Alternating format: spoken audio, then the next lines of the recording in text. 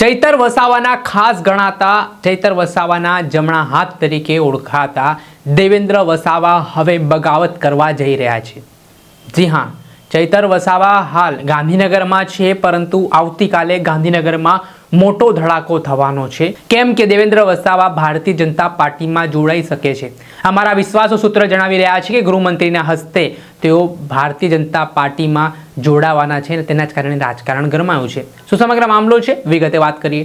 વૈષ્ણવજન તો તેને કહીએ જે પીડ પરાઈ જાનાને રે। નમસ્કાર દર્શક મિત્રો, નવજીવન ન્યૂઝમાં આપનું સ્વાગત છે। હું છું ફૈઝાન। આ દિવસોમાં આદિવાસી વિસ્તારમાં ગૃહમંત્રી હર્ષ સંઘવી દ્વારા માસ્ટર પ્લાન તૈયાર કરવામાં આવ્યું છે। જે રીતે ધારાસભ્ય ચૈતર વસાવાના ગઢમાં વાત કરીએ તો ગૃહમંત્રી હર્ષ સંઘવી દ્વારા સભા કરવામાં આવી રહી છે।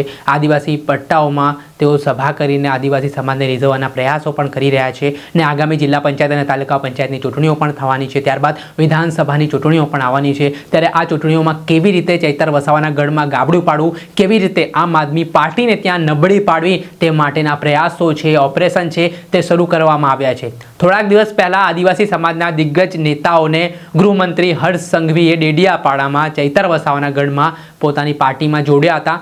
ત્યાર પછી ગઈકાલે પણ કેટલાક કાર્યકરોને ભાજપમાં જોડવામાં આવ્યા અને હવે આવતીકાલને લઈને મહત્વના સમાચાર મળી રહ્યા છે, જેમાં ચૈતર વસાવાના જમણા હાથ તરીકે ખાસ નજીકના વ્યક્તિ ગણાતા એવા દેવેન્દ્ર વસાવા છે, તેઓ આવતીકાલે ભારતીય જનતા પાર્ટીના પ્રદેશ કાર્યાલય કમલમ ખાતે ગૃહમંત્રી હર્ષ સંઘવીના હસ્તે જોડાવાના છે। તે પ્રકારે વિશ્વાસુ પાસેથી માહિતી પ્રાપ્ત થઈ રહી છે ને આ ખૂબ જ મોટો ફટકો છે તે ડેડિયાપાડામાં માનવામાં આવી રહ્યો છે। ચૂંટણી પહેલાં આમ આદમી પાર્ટી જે રીતે શરૂઆતના દિવસોમાં આદિવાસી બેલ્ટને તેમણે કવર કરવાનો પ્રયાસ કર્યો હતો, પરંતુ ચૈતર વસાવા સામે જે ગંભીર કલમો હેઠળ ગુનો નોંધાયો અને તેમને ડેડિયાપાડા જવા પર પ્રવેશ બંધી છે, તેના જ પગલે હવે ભારતીય જનતા પાર્ટીએ આ તકનો લાભ લેવાની શરૂઆત કરી છે અને માસ્ટર સ્ટ્રોક મારવાની શરૂઆત કરી છે અને ચૈતર વસાવાના નજીકના માણસોને હવે ભાજપમાં જોડવાના પ્રયાસો શરૂ કરવામાં આવ્યા છે। તેને જ લઈને નર્મદા જિલ્લાનું રાજકારણ જબરજસ્ત ગરમાવાની શરૂઆત થઈ છે। ત્યારે જોવાનું રહ્યું કે